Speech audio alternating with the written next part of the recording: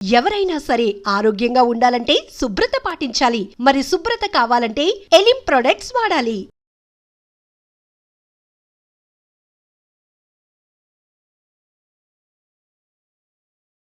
Hi hello నమస్తే welcome back to I dream media. ఈరోజు మనతో ఉన్నారు ఇంపాక్ట్ ఫౌండేషన్ నుంచి కాచాయిని గారు, మోటివేషనల్ స్పీకర్. సో ఈరోజు మనకు ఒక రైట్ నౌ ఇప్పుడు జెన్జీ జనరేషన్లో ఏం జరుగుతుంది అమ్మాయిల విషయంలో అంటే చాలామంది బ్యూటీకి చాలా ప్రిఫరెన్స్ ఇస్తున్నారు ఇప్పుడున్న టైంలో. అంటే ఒక అబ్బాయి నన్ను చూస్ చేసుకోవాలి, ఒకరితో రిలేషన్షిప్లోకి వెళ్ళాలి, లేదంటే మ్యారేజ్ అవుతుంది, నా హస్బెండ్ నన్ను అందంగా చూడాలనుకుంటారు అని మాత్రమే అనుకొని కలర్ కాన్షియస్ అంటే తన కలర్ వైట్గా ఉండాలని చెప్పేసి, తను చాలా తెల్లగా ఉండాలని చెప్పేసి రకరకాల ప్రాసెస్ అండర్గోన్ అవుతున్నారనమాట. బట్ నిజానికి అబ్బాయిలు కలర్ మాత్రం చూస్తారనుకుంటున్నారు ఎక్కువ మంది అమ్మాయిలు. అసలు అమ్మాయిలు ఏమనుకుంటున్నారు, ఇన్ని బ్యూటీ ప్రొసీజర్లు వాళ్ళు అండర్గోన్ అవ్వడానికి ఇదే కారణమా? ఇవన్నీ తెలుసుకుందాం ఈరోజు ఎపిసోడ్లో. ఎపిసోడ్ అయితే చివరి వరకు చూడండి. Hi ma'am. Hi Virat. First of all welcome to I dream media. Thank you so much. And అమ్మాయిలు ఇప్పుడున్న టైంలో ముఖ్యంగా అంటే పెళ్ళిళ్ళు చేసుకోవాలనుకున్నా లేకపోతే రిలేషన్షిప్లో ఉన్న అమ్మాయిలైనా ఎక్కువ శాతం ఈ బ్యూటీకి, ఫేస్కి ఎక్కువ ప్రియారిటీ ఇస్తున్నారు అన్నట్టు.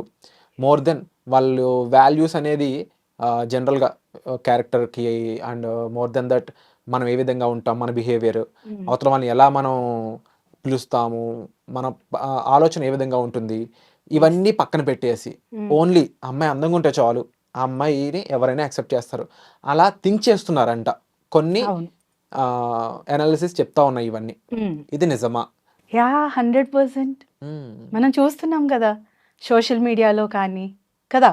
ఎలా అసలు ఫిల్టర్ లేని అమ్మాయిని చూసావా అసలు ఈ మధ్యకాలంలో? లేదు కదా. ఎందుకంటే అసలు ఏ అమ్మాయిని చూడు ఇన్స్టాగ్రామ్లో నల్లగా ఉన్న అమ్మాయిలు ఎంతమంది ఉన్నారు? 100 మందిలో నేనైతే చాలా తక్కువ మంది కదా. అండ్ ఇంకొకటి ఫేస్ మీద ఒక్క స్పాట్ అయినా ఉందా? అదేదో మంచి కొరియన్ స్కిన్ కదా. ఎందుకని? అదంతా ఏంటి అంటే మనందరికీ తెలుసు ఫిల్టర్స్, రైట్? సో ఎందుకు అందరూ అంటే తెల్లగానే ఉండాలి? ఫిల్టర్ కూడా చూసావా ఎప్పుడైనా నువ్వు? తెల్లగా ఉన్న అమ్మాయిలు కొరియన్ స్కిన్నే ఉంటుంది. అసలు నిజంగా మన ఇండియన్స్కి ఆ స్కిన్ ఉంటుందా? దట్టు ఎస్పెషల్లీ మన సౌత్ ఇండియన్స్కి ఉండదు కదా. కానీ ఇప్పుడున్న అమ్మాయిలందరికీ ఏంటంటే తెల్లగా ఉంటే నేను చాలా అందంగా ఉంటాను, నన్ను చాలా బాగా అంటే అందరు అందంగా ఉన్నాను అనుకుంటారు.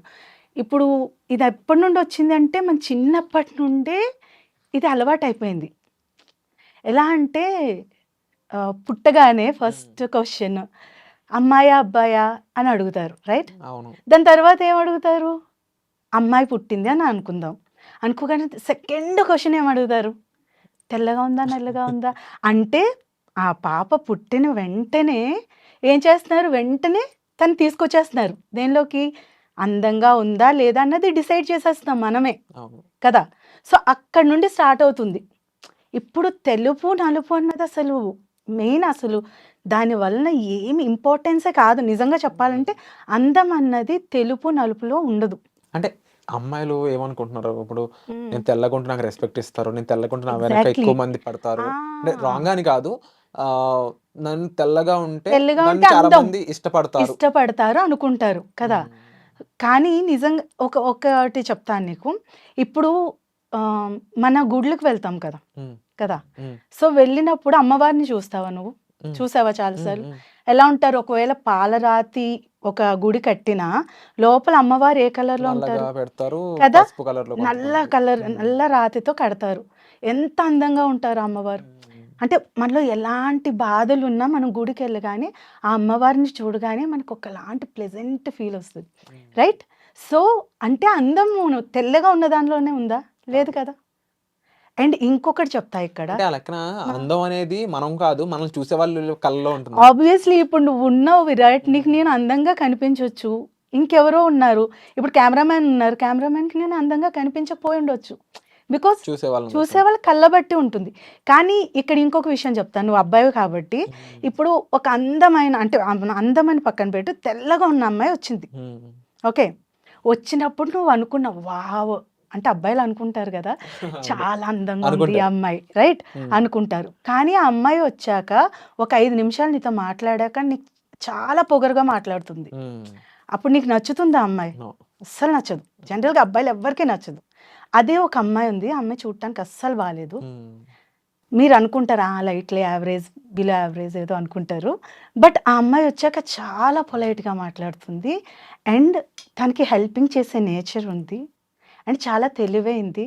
అప్పుడు మీకు అందం కనిపిస్తదా? అందంగా లేదు అన్నది అసలు మంచిదో అనిపిస్తుంది. మైండ్‌లో అసలు ఇంత 1% కూడా రాదు. రాదు. నేనేమంటున్నానంటే అది జస్ట్ అందంగా కనిపించడం అనేది ఓన్లీ మనం ఇలా ఇంటరాక్ట్ అయ్యేటప్పుడు జస్ట్ 1 అవర్ 1-5 మినిట్స్ లోపే. తర్వాత అసలు ఎంత అందంగా ఉన్న అమ్మాయి బిహేవియర్ బాగోకపోతే అమ్మాయి అందంగా కనిపించదు. ఓకే. కానీ ఇప్పుడు అమ్మాయిలు ఏం చేస్తున్నారో తెలుసా? వాళ్ళు తెల్లగా కనిపించాలని లక్షలు లక్షలు ఖర్చు పెడుతున్నారు. ఓకే. అది కూడా ఏమీ డబ్బు లేని వాళ్ళు, చదువు లేని వాళ్ళు కాదు. ఓకే.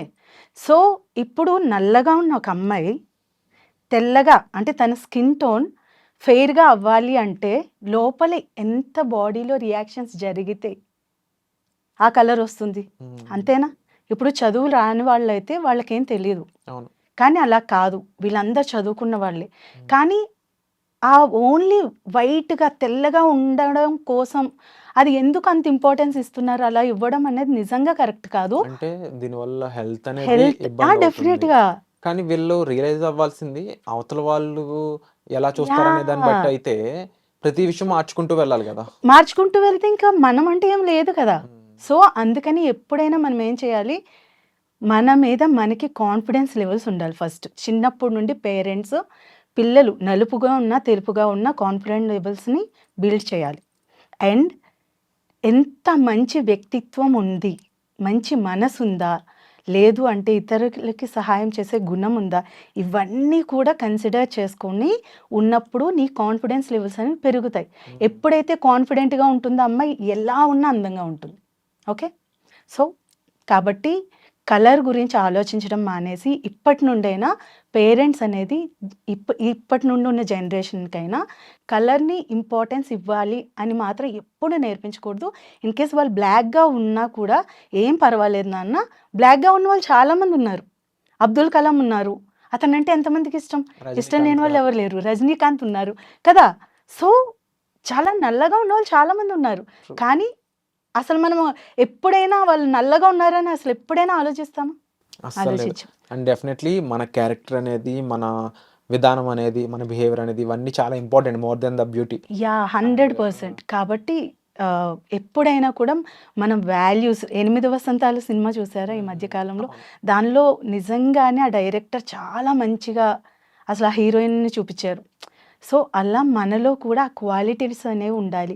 క్వాలిటీస్ బావున్నప్పుడు అలానే మనలో వాల్యూస్ ఎప్పుడైతే వాల్యూస్ ఉన్నాయి, పెద్దవాళ్ళని రెస్పెక్ట్ చేయటం ఇవన్నీ ఉన్నప్పుడు ఆటోమేటిక్‌గా ఎలాంటి అమ్మాయినా చాలా అందంగా కనిపిస్తుంది. Wonderful ma'am.